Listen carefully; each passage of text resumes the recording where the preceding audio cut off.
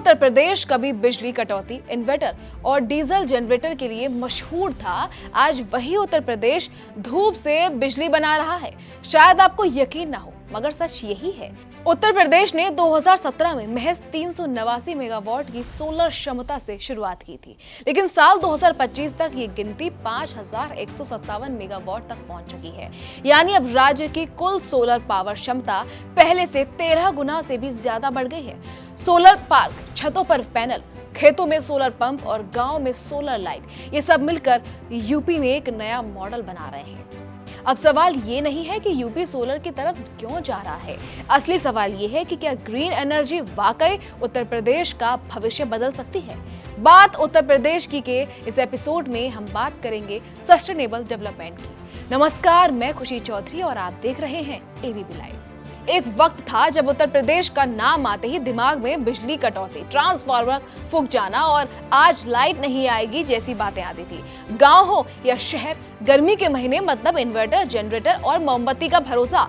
लेकिन अब तस्वीर बदल रही है और ये बदलाव सिर्फ बिजली आने तक सीमित नहीं है, बल्कि उस सोच तक जा रहा है कि बिजली कहां से आएगी और आने वाली पीढ़ियों के लिए कितनी सुरक्षित होगी। आज उत्तर प्रदेश तेजी से ग्रीन एनर्जी और सोलर पावर की तरफ बढ़ रहा है और इसका सीधा कनेक्शन है सस्टेनेबल डेवलपमेंट से, यानी ऐसा विकास जो आज की जरूरत भी पूरी करे और कल की मुश्किल भी न बनाए। इस एक्सप्लेनर में हम आसान भाषा में समझेंगे कि यूपी में ग्रीन एनर्जी क्यों जरूरी है, सोलर पार्क क्या है और योगी सरकार ने क्या किया है। साथ ही इस पर भी बात होगी कि आम आदमी की जिंदगी में इसका क्या असर पड़ रहा है। सबसे पहले ये समझते हैं कि हरित ऊर्जा यानी ग्रीन एनर्जी आखिर है क्या। ग्रीन एनर्जी या रिन्यूएबल एनर्जी वो ऊर्जा होती है जो प्रकृति से आती है और खत्म नहीं होती, जैसे सूरज, हवा, पानी और बायोमास। यूपी जैसे बड़े और आबादी वाले राज्य के लिए ये इसलिए जरूरी है क्योंकि यहाँ बिजली की मांग बहुत तेजी से बढ़ रही है, उद्योग बढ़ रहे हैं, शहर फैल रहे हैं, गांव में भी बिजली की खपत बढ़ी है। अगर सारी बिजली सिर्फ कोयले और डीजल से बनाई जाएगी तो प्रदूषण भी बढ़ेगा और खर्च भी।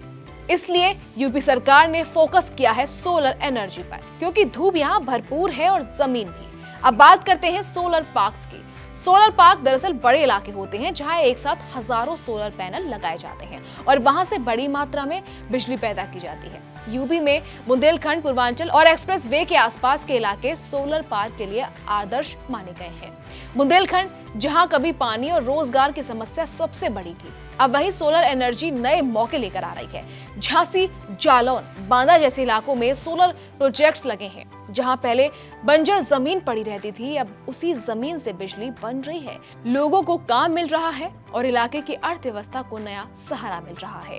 यूपी सरकार ने सोलर एनर्जी को सिर्फ बिजली उत्पादन तक सीमित नहीं रखा, बल्कि इसे विकास के मॉडल से जोड़ा है। एक्सप्रेसवे के किनारे सोलर प्लांट्स लगाए जा रहे हैं। सरकारी इमारतों, स्कूलों, कॉलेजों और अस्पतालों की छतों पर सोलर पैनल लगाए जा रहे हैं। इससे एक तरफ बिजली का खर्च कम हो रहा है, दूसरी तरफ कार्बन उत्सर्जन भी घट रहा है।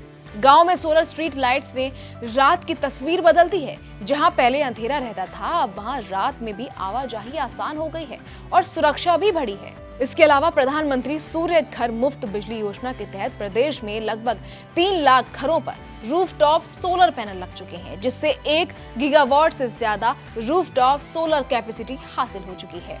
यही नहीं, रोजाना सैकड़ों नए इंस्टॉलेशंस हो रहे हैं। आंकड़ों पर गौर करें तो जुलाई-अगस्त 2025 में यूपी ने भारत में सबसे ज्यादा दैनिक सोलर इंस्टॉलेशंस का रिकॉर्ड बनाया, जहां एक दिन में लगभग 891 इंस्टॉलेशन किए गए। ग्रीन एनर्जी का सबसे बड़ा फायदा आम आदमी को तब दिखता है जब बिजली सस्ती और भरोसेमंद होती है। सोलर पावर से बनने वाली बिजली लंबे समय में सस्ती पड़ती है क्योंकि इसमें ईंधन का खर्च नहीं होता। किसान अब सोलर पंप से खेतों में सिंचाई कर रहे हैं। इससे उन्हें डीजल या बिजली कटौती पर निर्भर नहीं रहना पड़ता। सोलर पंप से न सिर्फ लागत कम हुई है, बल्कि पर्यावरण को भी नुकसान नहीं होता। इसी तरह गांव में सोलर माइक्रोग्रिड्स ने उन इलाकों में भी रोशनी पहुंचाई है जहां पहले बिजली पहुंचना मुश्किल था।